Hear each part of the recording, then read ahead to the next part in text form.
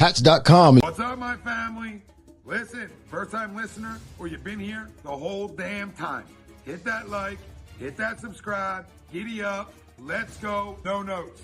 That's my baby. That's my baby. We're going at it at 110%. I just want 5 minutes of happiness, please. Just give me 5 minutes. And they scored! They did it! Slap. What the hell was that? Oh, yeah! What the f*** are you talking about? Oh, man, do we have a lot to dive into, and welcome in, everybody, the Rob Ellis Show, A2D Radio. Welcome in, friends. Welcome in. You know what? Tuesday sometimes on the sporting calendar can be kind of a chill day, right? I mean, you're a couple days removed if the Eagles generally play on a Sunday. Not always, but generally. You're 2 days removed. You're still sort of recapping, and then you're looking ahead a little bit, but it's kind of a calm day. I think it's a kind of a calm day in general for people. You know, Monday, everybody's sort of dragging. Tuesday, they're trying to get their energy back up and get rolling. And, you know, in the world of sports, there's not always a ton going on a Tuesday, but not this Tuesday. So, wow, where to start? All right, so we are right up against the close of the NFL trade deadline, and it looks as though, barring anything last minute, which certainly, you know, could happen, there's no doubt about that, looking like the Eagles aren't going to make a further move, okay?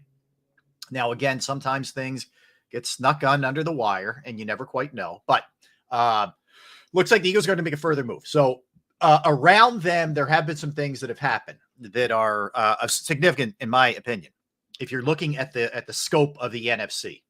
So let's start with this one. Leonard Williams goes to the Seahawks. Not in the Eagles division, but a team the Eagles could see in the playoffs. Certainly. Seattle's legit. That's a big-time get by the Seahawks.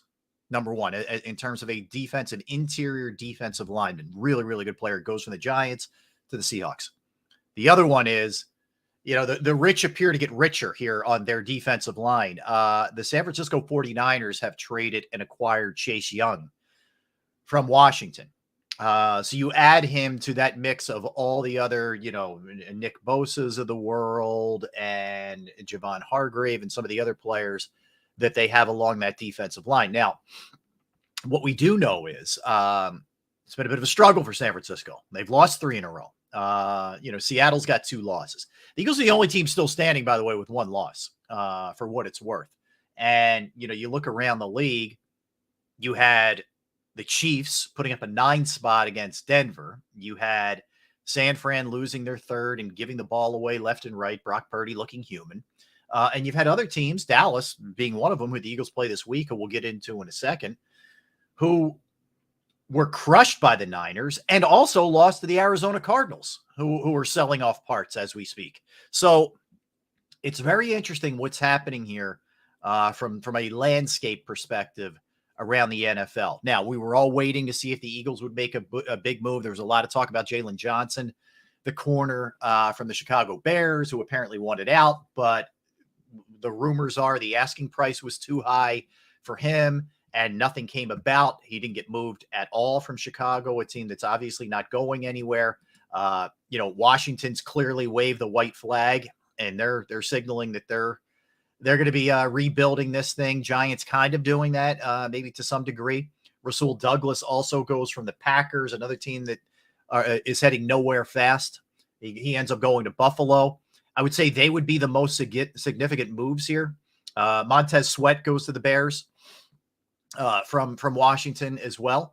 So it's kind of where we are. I mean, the Eagles made their big move last week, getting Kevin Byard from the Titans, and in fact, played a ton this past week. And I'm not surprised, you know, that he played a ton. He's going to get better and better. I look for him to be better this week. I think I look for him this week to help that pass defense that really struggled last week. Jake, what's up, man? What's up? I'll disagree. It's Washington for me. So let's, Ralph, if we could you throw up, please, the A2D question of the day, whether you agree or disagree.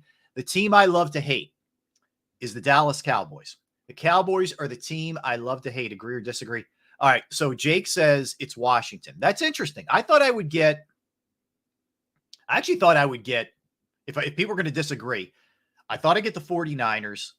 I thought I'd potentially get the Giants. And the 49ers, with all the whining and crying and sniveling that they've done since the Eagles knocked them out, have moved up on a lot of people's charts, I would say.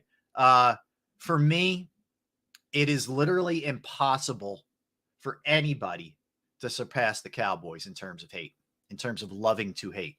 And I put, that was our question of the day because the Eagles are playing the Cowboys this week. And I know there have been stretches of times where the Cowboys weren't good, where maybe the Eagles weren't good. It wasn't a rivalry, whatever. It doesn't matter for me. It's always a rivalry for me. And as far as that, the Cowboys, the reasoning behind it, simple. When I grew up, the Cowboys were beating the Eagles down in a big way. And when I was a little kid, the Eagles knocked off the Cowboys in the NFC Championship game to go to the Super Bowl, and that was everything. But as the years ensued, and I saw all the weaseldom that occurred with Cowboys players, coaches, owners, including Jerry Jones. But the worst part of it for me always was and always will be the Cowboys fans who live in the greater Philadelphia area, South Jersey, Delaware, Pennsylvania. There's nothing worse than someone who grew up in a certain region rooting for a team because when they were little, the Cowboys were on that run with Troy Aikman and Michael Irvin and that crew. And they jumped on a bandwagon simply for no other reason than the Eagles maybe weren't great and the Cowboys were good. And they've rooted for that team ever since. And there's no sense of civic pride. Zero. You telling me when the Eagles won it in 2017, you wouldn't have enjoyed that parade? I mean, seriously, you wouldn't have enjoyed that parade? And Adam, I'm getting to James Harden in 1 second. I am getting there, my friend. And you think the Cowboys fans give a damn about you? They don't. That's why I would say Cowboys. All right. So the Eagles don't make a move. I want to swing back to them in a second, but you saw what Adam just threw up there. So about 2:00 this morning, Eastern time, a deal went down for James Harden and he is traded to the Clippers. In fact, a big time deal. So here's the way it played out with James Harden leaving town. So James Harden, PJ Tucker, gone. The Sixers get in return Robert Covington, Marcus Morris, Nicholas Batum, KJ Martin, which, by the way, each and every one of those guys are expiring contracts. That's a key. They also get 2026 first rounder protected, 2028 first rounder, second rounders in 2024 and 2025. So that's what they get. They're also going to have to waive Danny Green to make all this work. So let's start with this. They needed to move James Harden for a lot of different reasons. They needed to move him to allow the team to move on, to allow the team to not have to constantly be reminded of that, just weasel them. What's up, Dylan? Hope all is well with you, my friend. Agree to the poll. Cowboys fans always toot their own horn all season until the regularly scheduled playoff exit. Well put, Dylan. Well put, my friend. I concur. I can concur wholeheartedly. But as far as Harden went, you didn't want to have Embiid, a new coach, and Nick Nurse, a guy like Tyrese Maxey, who is Mr. Positive, be drugged down by questions about this malcontent. It was time to move on. It was time to move on. And I was a big proponent of, you know what, just punt. Just get him out of here for the sake of getting him out of here, because it'll allow you to grow, to flourish. And I've been very critical of Daryl Morey, and I think Daryl Morey did a hell of a job here. To get all those contracts. First of all, expiring contracts are very attractive to teams in the NBA. They love taking them on because they can wash their hands of them at the end of the season. So that means the Sixers could make moves in season. It also means you could ride it out with this bunch at the end of the season, clear the deck, and you basically have Embiid, and you got to figure out a contract for Maxey, and you can be players now. Whereas you couldn't have been a player for Damian Lillard, Drew Holiday, other guys who have been floating around the last couple of years because you simply didn't have the cap flexibility or the assets that were appealing to other teams. You have that now. That's what you did with this. Yes, you didn't get Norman Powell or Terrence Mann or some guys who could step in there and play for you right now and really help you. You got a bunch of guys who are, let's face it, for the most part, over the hill. KJ Martin excluded. He is not over the hill. I agree, Adam. I'm not a real fan of Morey either, but I thought he did well with this. I do. I think he did very, very well with this. I think getting off the PJ Tucker contract is huge. James, you're right on with that. A lot of cap room. He's gone to buy us off the books as well. Yeah, Tucker had another year after this year. So, and let's face it, we knew what he did well. Dirty work, rebounds, set screens. And that stuff is valuable. Make no mistake. Also a guy who plays, with a pair, but also is incredibly limited offensively where you're playing a lot of 5-on-4. So getting off of him at 37, 38 years old, I think is another good move. I like this for the Sixers. I think what it also does, and this part of it is critical, may not seem like it, but it is. You are going to get the fan base back. There were a lot of Sixers fans who were fed up with this team, fed up with the organization, fed up with the second round exits, fed up with James Harden, fed up with all of it, who had kind of checked out, who were either indifferent to the start of the season or kind of gone. And I think what this does is it brings them back. It brings them back because they see hope. It brings them back because now you have a new coach in Nick Nurse who knows what the heck he's doing, number one. He's a better coach than Doc Rivers. Maxey, like I said, is highly likable. And Joel Embiid appears, at least in the early, it's really early, mind you, okay? Tiny little sample size. But he appears to be playing well in this system. So I think for all of those reasons, you also get a fan base back who has been very loyal to you. And that all, make no mistake, in the world of sports, that part of it is critical. I like this. I like that. Also, let me just get back to one other thing with Harden. Harden on the court, and he's a future Hall of Famer for whatever you think about him, his scoring exploits will put him in the Hall of Fame. But in this circumstance with this team, and even though he led them in assists last year with 10 per game, he made it very clear that he didn't want to play that similar role. He wanted to go back to being, scorer Harden, which he's not capable of doing, but he thinks he is. But this allows you not to hamstring Maxey and let him blossom into a point or a combo guard where he can play both spots or some combination of that spot. And I think so far so good. I mean, he was the Eastern Conference Player of the Week. 30 points, 6 rebounds, 6 assists. He's off to a great start. I didn't want to see Harden come in here and just slow this guy down, man. It's not what I wanted to see. So I'm happy on a lot of levels that this went down. It was funny. My son's at school at Temple, and I got a text from my son at like 6:00 this morning, informing me of the deal and giving me his opinion of the deal, man. I was like, what? Huh? Oh, really? Okay. But nonetheless, I think it adds an extra layer of excitement to the Sixers. And I got to tell you, I did not think I'd be leading the show with the Sixers today. I thought I'd be leading with the Eagles and the win over the Commanders and looking ahead to Dallas and the trade deadline and all those things that went down. It's pretty cool. Yeah, James, no deal. No deal here. I agree with you, Adam. Maxey will be the next young popular Philly player. He's very likable. He's incredibly likable.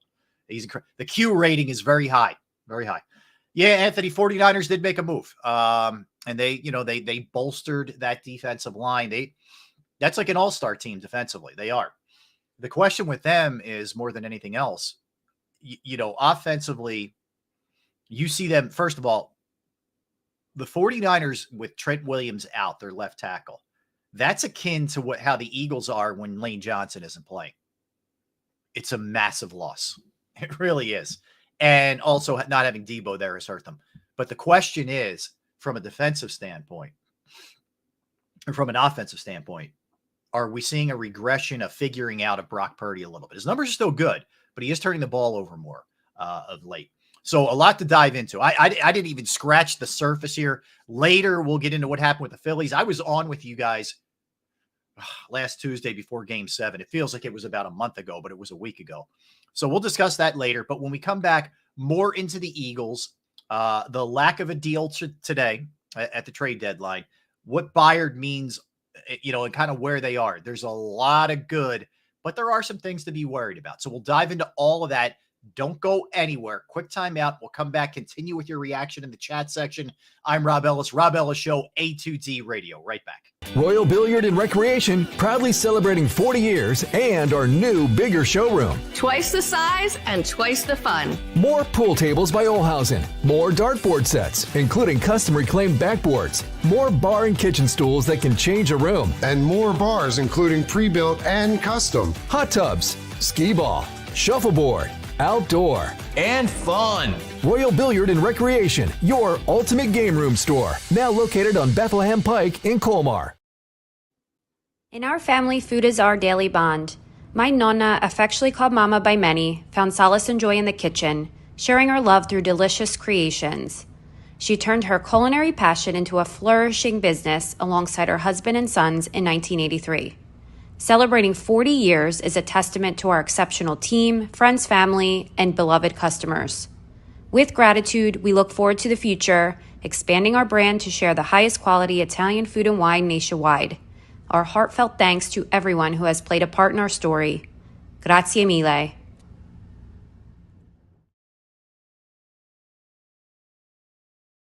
All right, welcome back in, everybody. Rob Ellis Show, A2D Radio. Appreciate you hanging. Appreciate all the kind words in the chat section as well. You guys are the best, Joseph. Thank you, man. Thank you very much. And I agree with you. The Eagles will be fine. I didn't think it was a must to make a move today to add. Would I have liked to have seen it? Yeah. If I'm thinking about what areas I would have favored them addressing, I think first and foremost, I would have looked for a nickel corner. That's the first thing I would have looked at. I would have potentially looked at a linebacker. I would have potentially looked at running back. If it was any of the above, I would have been fine with it. Do I think they could survive without addressing those areas? I do. So let me start with the good here, because there is a lot of good here. They're 7-1, right? And it is incredibly hard to get to 7-1 in this league, as witnessed by nobody else, having one loss. Eagles are the only team in football. So I think that part of it is sort of overlooked a little bit. And I have a couple theories. Thanks, Joseph. Nice of you to say, man. And beautiful picture of the family there. Appreciate you.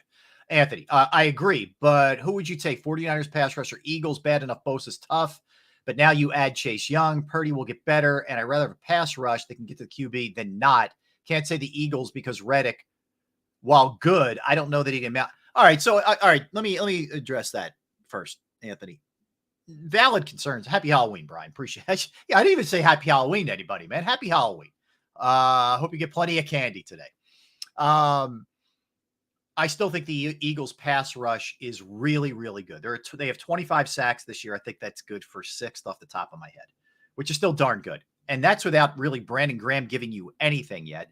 That's with Hassan Reddick starting slowly, but obviously coming on. And by the way, Reddick is clutch. He makes big plays late. But with Reddick, with Sweat, with Brandon Graham coming on, and with the interior pass rush that you get, I'm not saying the Eagles will have more sacks than San Francisco, but what I'm telling you is they're still a really good team at getting to the quarterback. That part of it I feel good about. That's actually the least of my worries with the Eagles defense is the defensive line. That's the least of my worries. What concerns me is linebacker play up and down. Corners were not very good this past week against Washington, and maybe it was just a down week, but Slay and Bradbury didn't play particularly well. You're still trying to figure out the corner spot. If you get Bradley Roby back at some point, you can plug him in. This week it was Sidney Brown. And your safeties are learning each other. You have Kevin Byard, who's learning the system, getting acclimated and accustomed to his new teammates. And you have Reed Blankenship, who's a first-year starter. So they're a work in progress on the defensive side. They just are. So it's going to take a little while. And you're going to see performances from time to time like we saw against Washington. I know it's hard to figure because they go out the previous week and they handle Miami, who was the best offense in football. And then the next week, Sam Howell picks them apart. It's hard to figure out. But some of it is it's a week-to-week league. It just is. It's the reason why San Francisco is going to lose at home. It's the reason why Kansas City is going to lose to Denver. It's a week-to-week league. Weird stuff happens from week to week. I think it's that. I think it's a defense that hasn't played together a ton, and they're learning. I think Sean Desai's learning. He's learning how to coordinate this bunch. Yeah, he's done it before in the league, but he hasn't done it a ton, and he hasn't done it with this group, and it's going to take a little while. And if you're not getting a pass rush, which the Eagles didn't get most of the game, they got a key late sack from Reddick on that 4th down, which turned the ball over on downs. If you're not getting a pass rush, it's going to be tough because the back end is not going to hold up. That's just a fact. So I think they're going to be okay. And it's taking nothing away from San Francisco's defense. I think with San Fran, it's going to come down to Purdy. I truly believe that. And is McCaffrey going to be able to hold up? They have a bye week this week, which I'm sure will do him good. They did not get the D back at him that they were rumored. Jalen Johnson was the Chicago Bear who was rumored to be involved. But I think that more than anything else, back to the point that I was making with the 7-1 start, we hold them to a high standard, and as we should, rightfully so. We should absolutely hold them to a high standard. But because that standard is so high, and because we're sort of in like they have to win a Super Bowl mode, if it doesn't look good, we are unhappy. Credit to Ron Rivera. The game plan was good. Yeah, Eric Bieniemy did a really good job, and the Eagles overcame it because they scored a lot. I mean, I will just say this too. Had the Eagles not turned it over twice inside their 3, they probably put a 52 spot up. I mean, think about that. I mean, the offense is explosive, and they're doing it really without much of a running game right now. What you're saying, I agree, Brian. What you're seeing right now with A.J. Brown, and you guys know I'm not prone to hyperbole. I'm not a hot taker. I don't just say things to get a reaction. You know that. You know me by now. And if you don't, I'm not that guy. He's having a better year than T.O. in 2004, thus far. Thus far, through 8 games, he's had a better start. He's been more impactful than T.O., and I can't believe I'm saying that. He's been that awesome. He should be. Now, if you want to say Tyreek Hill's been the best receiver in football, absolutely. That's fine. You want to put him at number 2, that's fine. But he can't be any further than number 2. And he should be in MVP discussions. I know it's a quarterback-driven award most of the time, but he absolutely should be in the MVP discussion. He's been that great. So he's an unstoppable force. It was good to see Devontae Smith get back last week. That was big to me. Just to get 7 catches, 99 yards, get him back in the flow, get him feeling good about himself again. He's never going to be a diva where he's complaining or anything like that. He's not that guy. But I do give him a lot of props for handling his business well and doing his thing. So good for Devontae. And perhaps more impressive, Jalen Hurts is doing this with a sore knee. It's clear. I mean, he's got the brace on there. He's not moving as well. You saw it a couple of times in the game. But what it's kind of done is forced him to be a pocket quarterback where maybe he would think about tucking and running a little bit sooner. He's not doing that now. And, what we're seeing is we saw an unbelievable performance from him last week. He was awesome. He was awesome. And all the worries we had earlier in the year about him and the passing game, it looks like it's back. And when the passing game is clicking the way it's clicking, they can put up a 40 spot, a 50 spot. So I think there's a lot to be encouraged about. But my point about the 7-1 start with them, we have them held to a high standard. I think what we do sometimes is we have blinders on as fans where we have tunnel vision when it comes to the Eagles, and we're not paying attention to the periphery. So we're not seeing San Francisco struggle from week to week, Buffalo struggle from week to week, Kansas City struggle from week to week. The Lions go get smoked by the Baltimore Ravens 2 weeks ago. Like, we don't really pay attention to that part of it. And we don't, I think, hold them to the standard that we hold the Eagles to. So we sometimes just say, whatever. AJ has been amazing. Needs to find the end zone more to pass Tyreek. Yards wise, AJ is number 2. Yep, that is correct. What's up, Tom? My man. Good to hear from you, Tom. I appreciate you, man. We are blessed to be doing what we do with all the content that is happening, that has been laid at our feet by the teams. That's for sure. But I think we sometimes hyper focus on the Eagles, don't pay attention to what else is going on, and therefore we don't understand exactly what's happening. And we look at the Eagles and think they should be winning every game by 3-4 touchdowns. It just doesn't work that way in that league. Every team gets up for the Eagles, right? For whatever reason, Washington plays well against the Eagles no matter how bad they are. Eagles have beaten them 5 of the last 6 times they played them, by the way. But, we remember the game last year when they knocked them off when the Eagles were undefeated. We remember that both games this year were close. But somehow, some way, the Eagles figure out a way to beat them, okay? And they did it again Sunday. And when they had to make big plays, they made them. The interception by Blankenship, huge. They turned that into points. The sack on downs, huge, turns into points. You're able to overcome 2 deadly turnovers, right? On the tush push, whatever that was, the bad exchange, and then the fumble by Gainwell. You're able to overcome all those kind of things and still win the game on the road, mind you. Not an easy thing to do. I don't care where you're playing. That's a hard thing to do.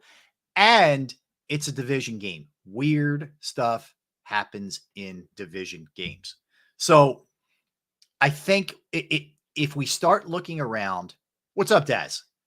If we start looking around at what's happening with others, then I think you'll be able to understand a little bit more. Do I get the concerns? Daz, what's up, my man?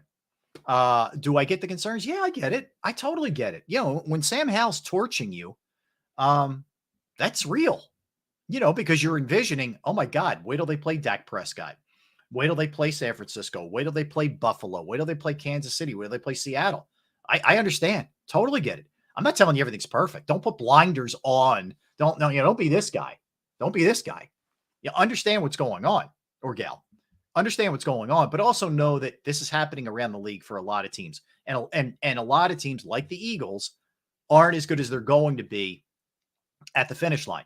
What you've seen already is a couple teams start here and start to dip, right?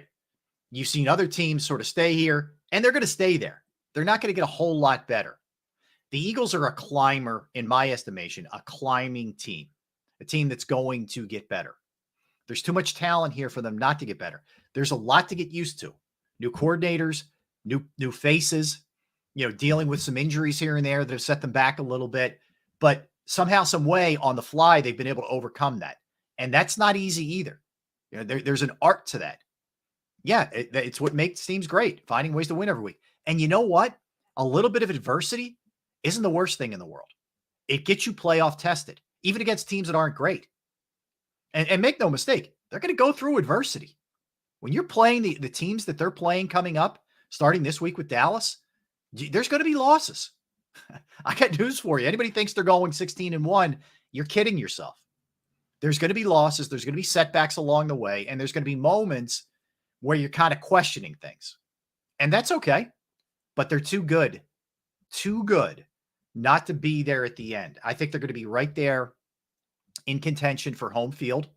I think the teams they're going to be jockeying with are the Cowboys, the Niners, the Seahawks, and I'll throw the Lions in there because the rest of the Lions schedule is pretty favorable.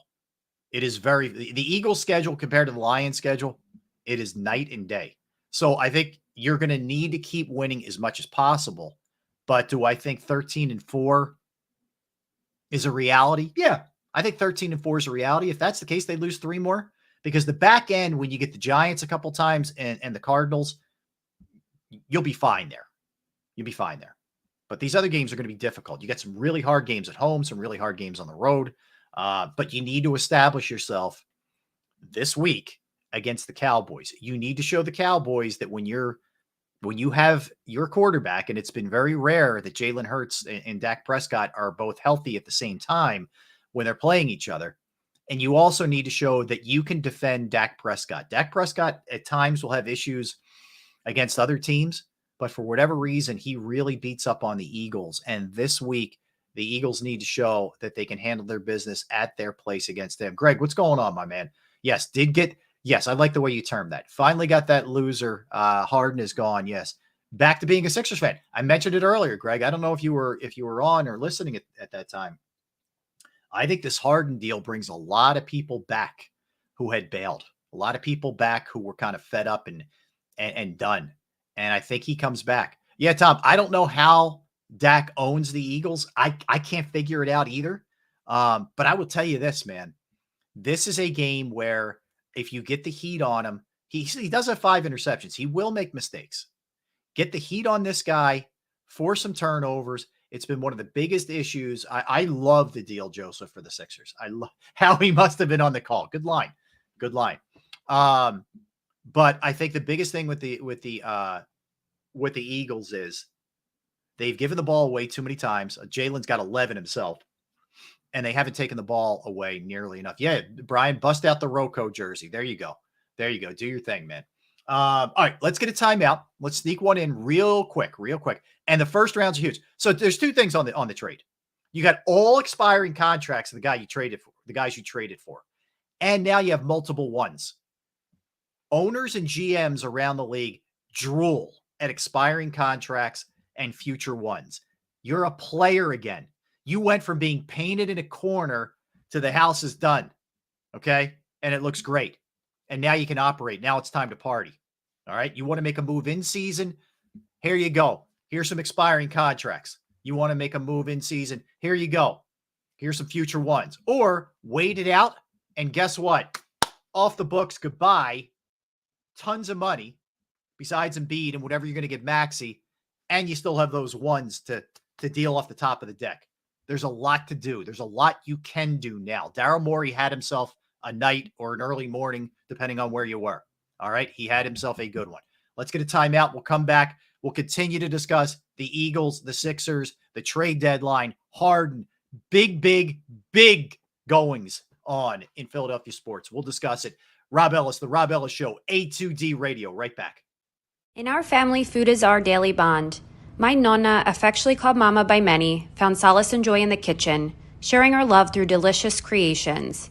She turned her culinary passion into a flourishing business alongside her husband and sons in 1983. Celebrating 40 years is a testament to our exceptional team, friends, family, and beloved customers. With gratitude, we look forward to the future, expanding our brand to share the highest quality Italian food and wine nationwide. Our heartfelt thanks to everyone who has played a part in our story. Grazie mille.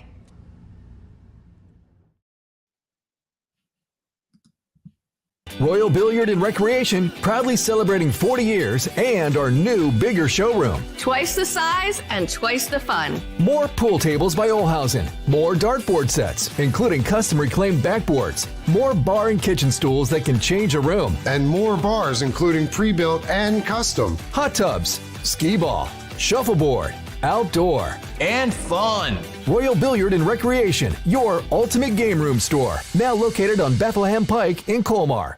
All right, welcome back, everybody. Rob Ellis Show, A2D Radio, our usual time, our usual place. Always fun hanging out with you. Yeah, Greg, absolutely. Turnover margin, period. It is going to be big this week, but it's big, period, for this team. They have got to clean that up. It has not been good enough thus far for this team. The Eagles have to be better. They were much better at it last year. Yeah, Tom, the first round picks are another huge deal.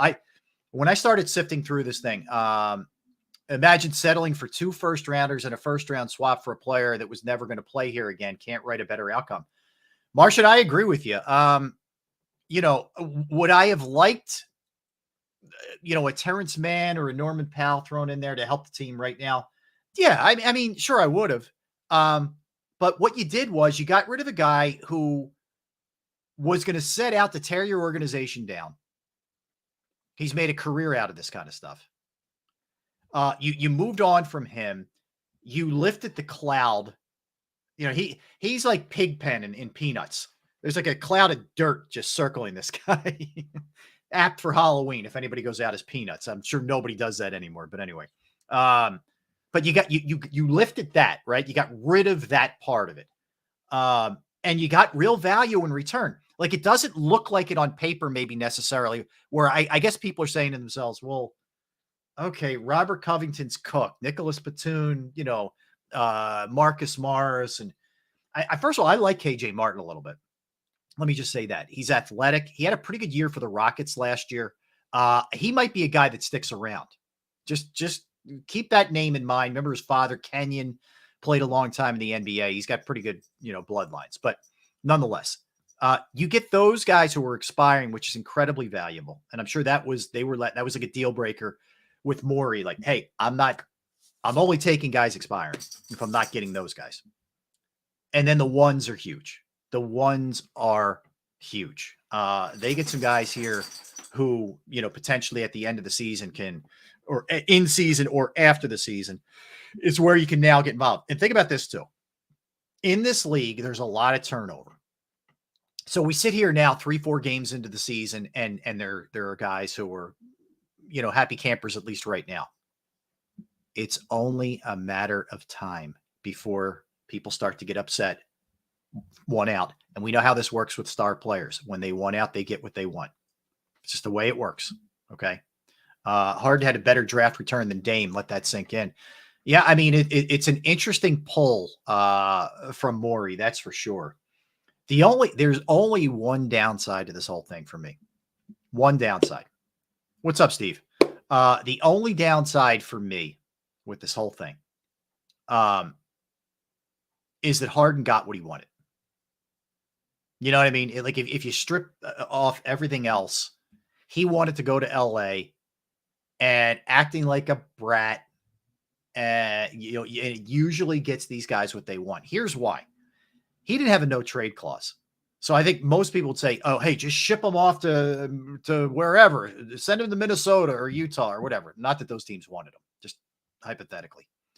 The problem with that is if Harden says, you could trade me wherever you want, I'm not reporting. Why would a team do that? They're not going to do that. So he actually does hold the cards as far as that goes. So he gets what he wants. But remember when I said this, mark it down. All right. Halloween 2023. I remember Rob Ellis said this. This will be a disaster for the Clippers. A total disaster. There's not enough balls to go around on that team, number one. If you think about it. Kawhi, Harden, Westbrook, Paul George. I mean, there's a lot of ego there. He might want Levine, Dylan. It's possible. I don't know that that's definitely something he wants to do. But there's going to be guys, they're going to start getting unhappy because they're not getting the ball enough and they're not playing defense enough. And a lot of guys who don't like playing anywhere near 82 games of basketball. So there's going to be guys sitting out a ton, a lot of load management, a lot of sore backs, hamstring pulls, sore ankles, those kind of things with that team. Promise you this, they will not get out of the West. They will not. And they also have a lot of guys, not Kawhi, but a lot of guys on that team who can't make it to the finish line health-wise. And once they get to the playoffs, come up small. It's not a good deal, but not our problem in this city anymore. He is gone.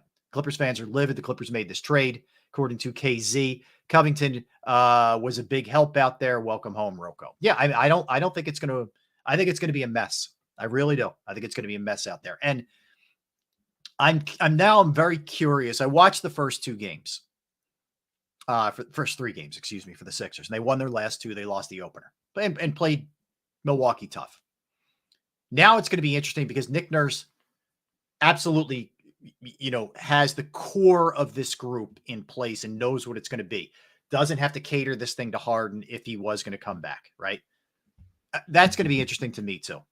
So I think Nick Nurse, I think Maxey, I think the specter of not having Harden here all brings me in. Peter, what's going on, man? So yeah, there's a lot to be excited about, I think, from a Sixers perspective. All right, let me go back to the Eagles real quick here, guys. And I promise I will get into some Phillies and maybe some Flyers out the door in our final segment. But I'm not as concerned as some people are about some of the shortcomings. I look at the running game, and I think a couple simple tweaks can get this thing going. It appears to me a little bit, first off, they're not running the ball as much. If they were committed to it a little bit more, I think the running game would get back to where it was. And they haven't run for over 100 yards, 3 straight games, first time since 2016. But I think if you get a little bit more committed to it. And really, look, they had a lot of success in the air against Washington. So it's hard to really argue with that, with the run-pass ratio in that game, but commit to it a little bit more. Let's flip Boston Scott and Kenneth Gainwell. Gainwell goes to third. I don't know what the obsession is. Their loyalty to Gainwell resembles Rob Thompson's loyalty to Kimbrel. Like the production isn't there for the loyalty. Plain and simple. Move Boston Scott up. Maybe let Rashad Penny get a sniff. I mean, look, maybe they're seeing something we're not seeing. He seems to be inactive every week. I don't know what the deal is, but I would try that. Maybe try and lighten the load a little bit on Swift, who's not quite accustomed to this many carries. The good thing is they have a bye week next week, so that should, get these guys refreshed. I think the bye comes at a good time. It's never a good time for us because we hate to not have a game that week, a game to look forward to a game to recap, all those good things.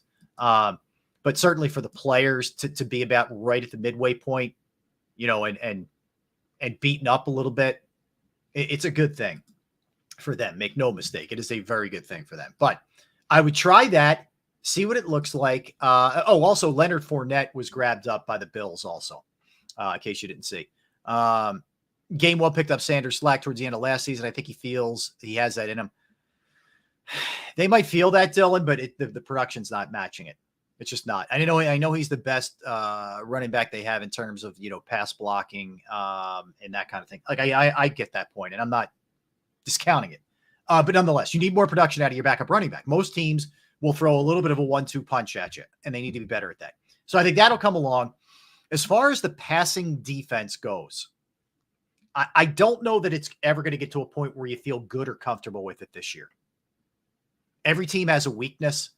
I think this is going to be the weakness of this team, which means two things have to happen. One, your pass rush has to be strong to negate it, to negate giving the opposing quarterback time to make a throw.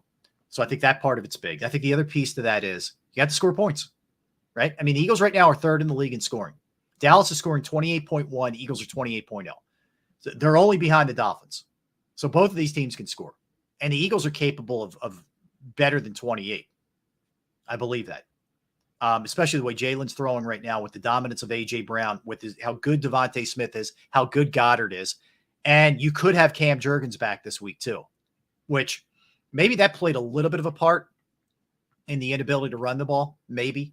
But getting him back can't hurt. And not to say Opeta played poorly. I don't think he did.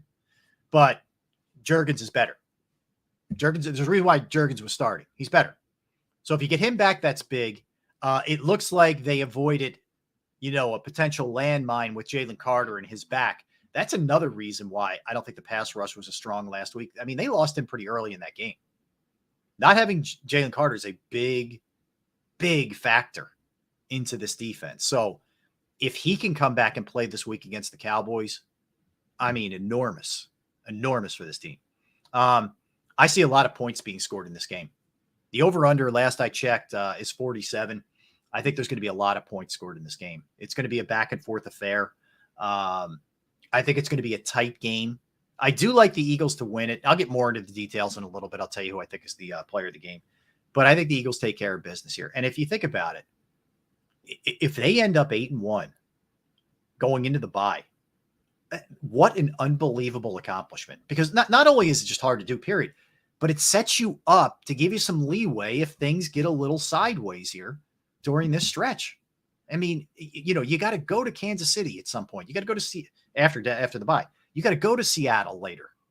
You got to play San Fran, who's going to be dying to beat you at home, right? Buffalo, who's been up and down, but when they're locked in, they're good. They're really good. This is a tough stretch, man. You get Dallas again down there. There's going to be some losses in there.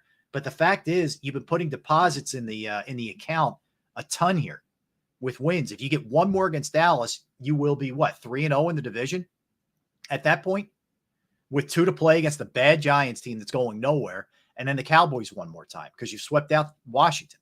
So you're doing exactly what you should be doing. It may not look exactly as some people want it to look. I mean, that's fine, whatever, if that's the case.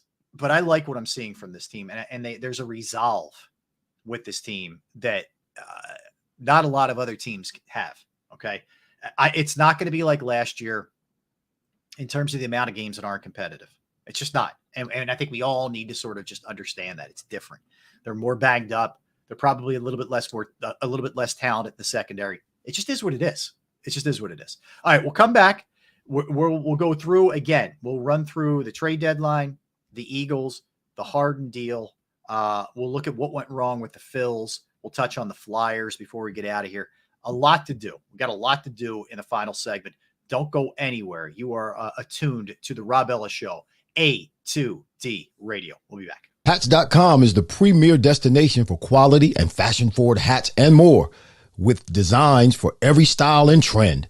Locally based and run by Philly sports team fanatics, Hats.com can help you elevate your hat John. Utilize the easy-to-use guides at Hats.com to find your perfect size and style, and shipping and returns are free. Hats.com. Find yourself in a hat. Use code Philly for 15% off your order. Hats.com. Royal Billiard and Recreation, proudly celebrating 40 years and our new, bigger showroom. Twice the size and twice the fun. More pool tables by Olhausen. More dartboard sets, including custom-reclaimed backboards. More bar and kitchen stools that can change a room. And more bars, including pre-built and custom. Hot tubs, skee ball, shuffleboard, outdoor, And fun. Royal Billiard and Recreation, your ultimate game room store. Now located on Bethlehem Pike in Colmar. What is up? What is up, everybody? Thanks for hanging out with us. I am Rob Ellis, A2D Radio. Good to be hanging with you guys. By the way, kick-ass chat section. You guys crush it, man. This is a good group. It is a really, really good group. You guys are awesome. All right. So I did want to touch on the Phillies real quick. And I know we're all still licking our wounds. I'm not gonna drag this out on you. But as I said, I sat here a week ago prior to Game 7, and I'm not going to kid you. I thought they were going to win. I didn't feel the level of confidence that I felt before the series started, that I felt early in the series, that I felt against Atlanta. Games 3 and 4 concerned me. And I told you about, I thought Rob Thompson made some critical mistakes, especially continuing to roll with Kimbrel. I just thought it was, to me, going with him in Game 4 was inexcusable. As bad as 3 was, that should have taught you your lesson, and he rolled with him further, and it blew up. But, you know, the other part of this thing that's frustrating for me is I just hated the approach in Game 6 and 7. I hated them. Swinging for the fence, swinging out of your shoes, chasing garbage, guys reverting. You know, Castellanos went back to last year. Trey Turner went to Trey Turner before the ovation. It was just highly frustrating. The Diamondbacks played small ball. They stole 8 bases. They hit sac flies. They moved runners over. They just played smarter and better and more fundamental. You know, for a younger, more inexperienced team on the road, that should have never happened. And the most frustrating part of all is, I think the Phillies are a better team, a more talented team. Now, the better team won, but they're the more talented team. I also feel like so hard to get back to these spots. You need so many things to break right for you. Health, just bounces here and there, guys getting hot at the right time, you know, pushing the right buttons and all that. And it's a challenge to get to that point, and to get that close and not take advantage of it. Man, it is a gut punch. It's going to take them a little while to get over it. Now, they did a good job this past year getting to within Game 6, having enough wherewithal to get themselves back, right? So that's good, which means that DNA is inside of them, which will bode well for this upcoming year. That's good, but it's hard. I mean, just look at the Eagles. You're up 10 at the half in a Super Bowl, and you lose the Super Bowl by 3. And you're seeing, look, they're doing an unbelievable job, 7-1, but you know, it's hard to keep climbing up the mountain, and that's where they are. 2 decisions the Phillies have to make, and then I'll move on. Nola and Hoskins. And yeah, why was Taijuan Walker on the roster? I don't know. I can't answer that question. If you had so little trust in him, you probably should have had somebody else. I think he was there in case a game became a disaster. to throw multiple innings. But Nola and Hoskins. All right, so let's start with Rhys. I think it's a shame. First of all, I feel bad for the guy. He gets hurt going into his free agent season and misses the entire year. That's a bummer. It really is. Just from an earnings standpoint, it just sucks. And unfortunately that's sports and that's timing and that's life and all that. And a lot of life is timing. Yeah, Martian, great question. Can you beat the Braves 3 straight years? It's a great question. And that's part of what makes it so difficult. So long story short, my sense is Harper stays on first base. If Harper stays on first base, I don't see a way that Rhys Hoskins is possible because they don't want to put Schwarber back in the outfield. They just don't. You're going to be looking at Harper on first, Castellanos in right, some combo in center of Rojas, Marsh, and then some offshoot in left. You might have Rojas every day in center, and then left field is some kind of platoon with Marsh and Pache. That's probably in some shape or form what you're looking at there, which I don't really see a path for Rhys. So I think Rhys is likely gone. And hey, look, he was a good Philly. He wasn't perfect. He was streaky. We know the fielding wasn't up to speed, but he was a great guy in the clubhouse. He was a great guy in the community, hit a lot of home runs, produced a lot of runs. And he's a guy I'll root for, when he's elsewhere. And hopefully it's in the AL and not, in the NL East. Nola's a little bit more complicated. He made himself a lot of money with the way that he closed out the season. Certainly that game 6 was not a work of art. But he did pretty well to close out the season, which upped the ante a lot. I think the Phillies have a line with him, meaning there's a line drawn in the sand that we're not going over that number. Like, we're not going to give you $36 million a year. I just don't see it happening. I think he's a coin toss. I think Nola's a 50-50. And the thing is, if they do move on from Nola, I think they realize that they need to make a move. And Dave Dombrowski said as much. You got to get somebody in here who is a legitimate, number 2 here behind Zach Wheeler. So I think that's going to happen. They won't just sit on their hands and hope, hey, maybe if we move Ranger up and we move Christopher Sanchez up, Taijuan Walker will get his act together. They're not going to do that. The only problem is it's not a great free agent market. That's a good thing for Nola, but it's not a good thing for the Phillies if Nola moves on. It's not a great starting pitching free agent market. I think what they're going to have to end up doing is maybe making a trade. Maybe you see one of the younger guys get moved in some way, shape, or form. So I think that's possible for sure. But it's good. There's some tough decisions to make. You want to upgrade the bench a little bit along the way. You're certainly going to move on from Kimbrel. That's a fact that's going to end up happening. So there you go with the Phillies. As far as the Flyers go, I think what we're seeing in the early going is they're going to be a competitive team most nights. They're not going to lay down like maybe they have the last few years. And I think this is all about figuring out who your pieces are moving forward in the future. Not so much about wins and losses. Now, it's easy for me to say. I'm sure John Tortorella will say something different, but we know this is a team that's on the climb, that's building, that's figuring it out. You're going to see some veterans traded as the season goes on, and they're going to weed some guys in and weed some guys out. But I think they're playing hard. You're seeing some guys developing, before our eyes, and you're seeing, some competitive hockey with some foundational pieces. That's what you're seeing. And that's really what it's going to be.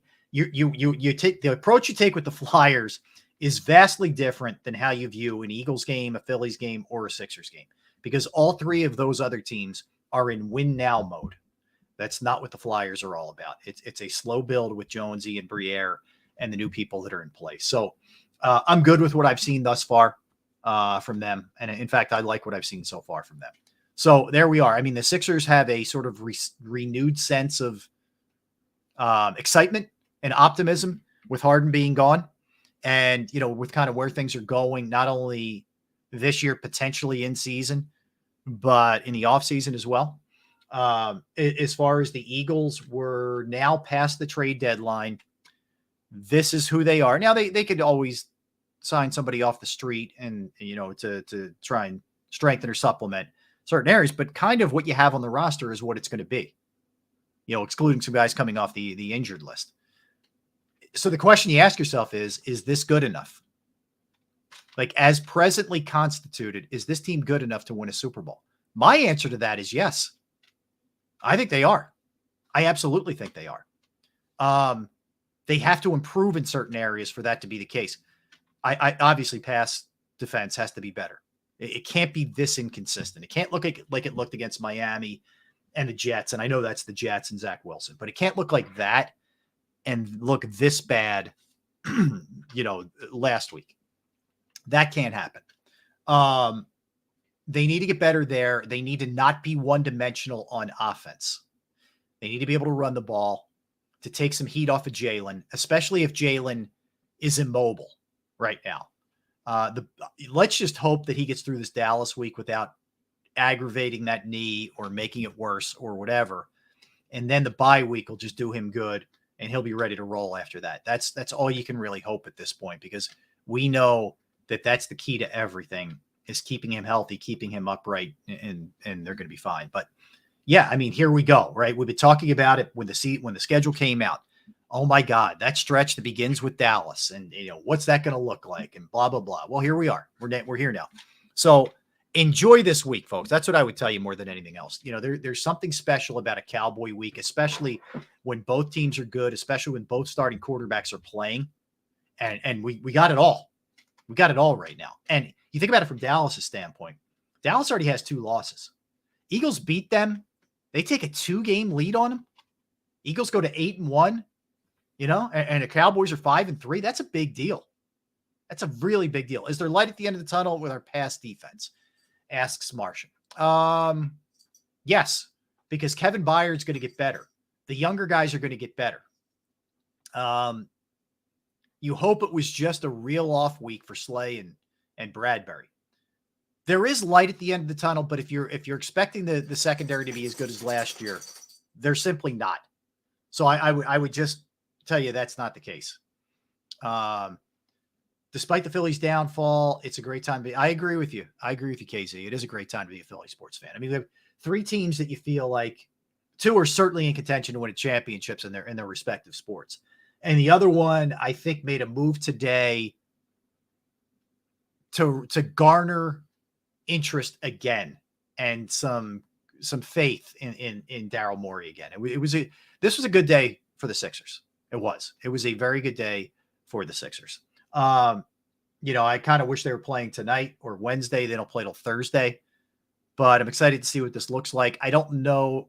I wouldn't expect a ton from any of the newer players in general, but certainly early. I do want to see KJ Martin in this offense. He's athletic, and what Nick Nurse does with him. That part's going to be interesting to me.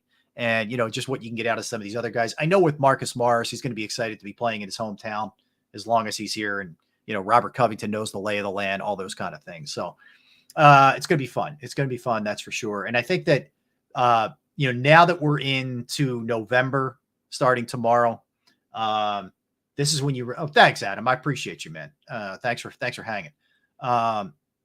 It's when you really start to look forward to like crunch time, cold weather, December, January into February with the Super Bowl. It's a fun time of year. That's for sure. All right. That'll do it for me. First off, happy Halloween, everybody. If you're going trick-or-treating, hope you get all the great candy. I'm weird with candy. I'm a weirdo, man. I like Milky Ways, Reese's Cups, Twizzlers. I like Tootsie Rolls. I'm old school in that sense.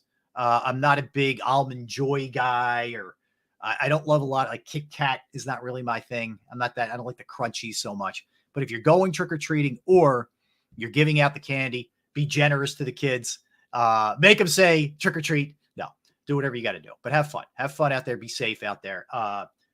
Great hanging out with you guys. It always is. I want to thank my guy, Ralph. Did an awesome job. Does an awesome job. I appreciate all his efforts. Tom Arnone and everybody else behind the scenes doing all the heavy lifting at A2D Radio. It's been a blast. Been a lot of fun. I'm Rob Ellis. Thanks for hanging with me. As always, listen, every one of you guys, I wish you all the best. I wish you a happy Halloween. Enjoy the rest of the run here for the Birds. We got the Phillies with some offseason moves that they need to figure out. The Sixers are now back in our consciousness where they were kind of taking a little bit of a step aside. They're back in it. So we got a lot going on in Philly sports. Enjoy it because it is sports and it should be an escape. All right. I'm Rob Ellis. Everybody have a great rest of your day and week. I'll talk to you soon. Rob Ellis Show, A2D Radio.